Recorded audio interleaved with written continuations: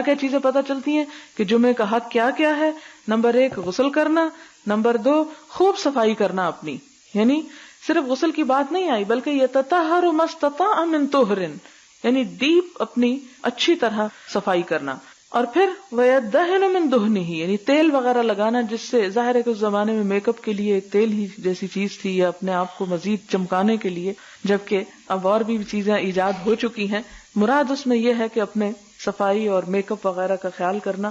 او یمس من طیب بیتی، اپنے گھر والوں کی خوشبو میں سے کچھ لگانا. عموماً یہ ہوتا ہے کہ عورتیں ذرا خوشبو وغیرہ سمیٹ کے حفاظت سے رکھتی ہیں اور مردوں کو لگانے کے لیے انہی سے مانگنی پڑتی ہے، تو اس لیے کہا گیا من طیب بیتہ. ثم یخرج، پھر وہ تیار ہو کے ٹھیک ٹھاک صاف ستھرا خوشبو لگا کے تیل لگا کے صاف کپڑے پہن کے نکلتا ہے.